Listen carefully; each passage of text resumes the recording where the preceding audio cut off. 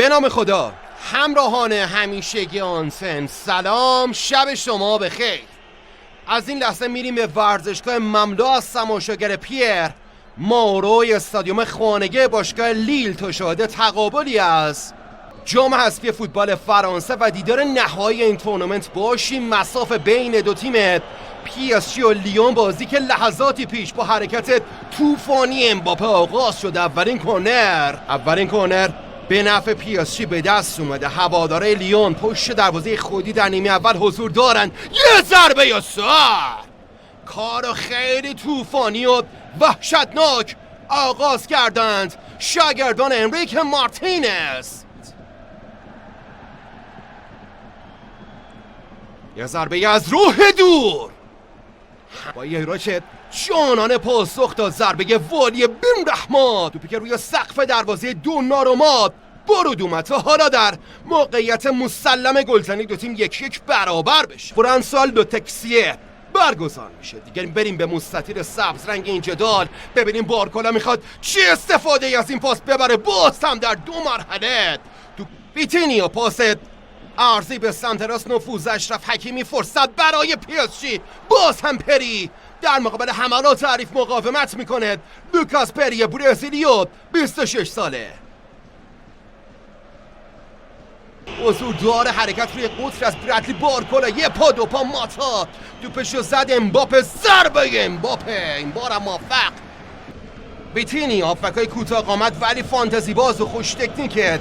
PSG بارکولا توپو حوالی خط عرضی در اختیار داره. ارسالی که انجام میده مندش، چقدر بد اومد بیرون پری. بعد دمبله به راحتی آب خوردن گل اول بازی رو برای PSG به ثمر رسوند.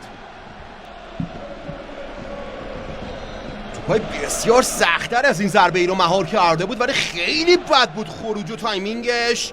ارسال مندش خیلی راحت، دمبله بدون اینکه بپره ضربه سر و زد و دروازه خالیه. یانو فتح میکنه عثمان دمبله. گوشه محوطه جریمه توپ رو عقب پاس میده و هموطنش بارکولا رو عقب کار کردند. میارن به سمت راست. مارکینیوش از همونجا ارسال امباپه بایسیکل زد. لوکاس پری توپ زیبای امباپه رو توی موقعیت آفساید مهار کرد. اصلا خوشایند و مطلوب نیست رفتنش از PSG به رئال. فرصت برای ویتینیا، میارن به سمت چپ بارکولا، ارسالش دمبله به دنبال توپ لب خط عرضی. توپ آرتاریاس توی زمین حفظ میکنه. ارسال بلندش فابیان رویز روی خط توی دو مرحله، اینم گل دوم. این بار دمبله ساخت و فابیان رویزه که مینوازه. با هم دیگه صحنه رو مرور کنیم. سانتر بلند دمبله خیلی قبراق امشب. عثمان دمبله توپ اول از روی خط در آوردند مدافعین حریف ولی دست بردار نبود و فابیان رویز در مرتبه دوم گل دوم رو در دروازه حریف قرار داد در فاصله کمتر از 40 دقیقه. کاکره یه پاس خط شکن، فرصت برای فرار ماتیچ، سرعت این کارو نداره، توپو نگه داشت. 3 به تک هستن. ماتیچ میاره به سمت چپ. سعید بن رحمان سانتر بلند به سمت مقابل. وایان چرکی ارسالش چرا خودش نزد ضربه نهایی رو. آخرین لحظه توپو دور کردند. تالیافیکو و چالتا کار دست بردار نیستن. سانتر بلند بازم خروج اشتباه. این بار فابیان رویز این بختو از دست داد. یه پاس بلند برای فرار امباپه، توپو به خوبی مهار میکنه کیلیان امباپه. چالتا کار در مقابلش قدلم کرده. وارن زیدمری سانتر وایان چرکی، فرصت برای گلزنی و لیون زد. اختلاف حداقل میرسه. چه کسی بهتر از جیک اوبراین. ارسال از شرکی به ضربه سر قدرتمندانه جیک اوبراین. یه سر گردن بالاتر از فابیان رویز. مارکینیوش پرید و توپ آشنا میکنه به تور دروازه PSG در نیمه دوم دور از دستان جیجو دوناروما. یه نفر که نتیجه بعد موقعی تعادلش از دست داد. سرعت اشرف رو با هم دیگه ببینیم. پیچ به 3 گل سوم اشرف حکیمی توپو میگیره سنگربان حریف. حکیمی اینم فرصتی که خود اشرف از دست داد در مقابل لوکاس پری. بازی رو بر بیاد. ارسال وایان چرکی، فرصت گل دوم، ضربه سر. توپ کمکان در اختیار داره. بارکالا فرصت ارسال، ضربه که زده شد. چطوری در آورد این توپ رو لوکاس پری؟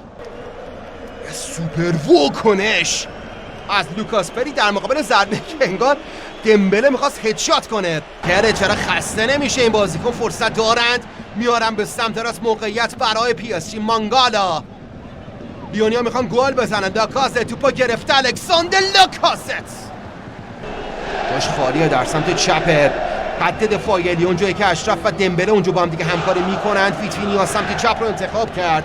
عثمان دمبله برای امباپه با در اختیار دارند و حالا با صدای سود فرانسوا لاتکسیه. پی اس جی همچون سلتیک در فوتبال اسکاتلند و لورکوزن در فوتبال آلمان موفق میشه دوگانه داخلی فوتبال فرانسه رو جشن بگیره. بعد از قهرمانی در لو شامپیونا اونو موفق میشن با برتری 2-1 در برابر لیون 15مین قهرمانیشون در جام حذفی فوتبال فرانسه رو جشن بگیرن. در آخرین بازی رسمی امباپه با پیراهن پی اس جی این تیم باز هم جام میاره. اونا بعد از تقریبا 3 سال موفق میشن مجدد قهرمانی جام حذفی فرانسه رو به دست بیارن و لیون هم با این شکست 4مین قهرمانیش در این تورنمنت برای ثبت میشه. خوشحالیه بازیکن‌های پی اس جی و هوادارشون و غم و اندوه الکساندر لاکازت هم‌تیمیاش و هواداره لیون. خیلی ممنون که مثل همیشه با آنتن همراه بودید. کمیاب و کاسیا رو بر بنده ببخشید. وقت شما بخیر. خداوند یار و نگهدار.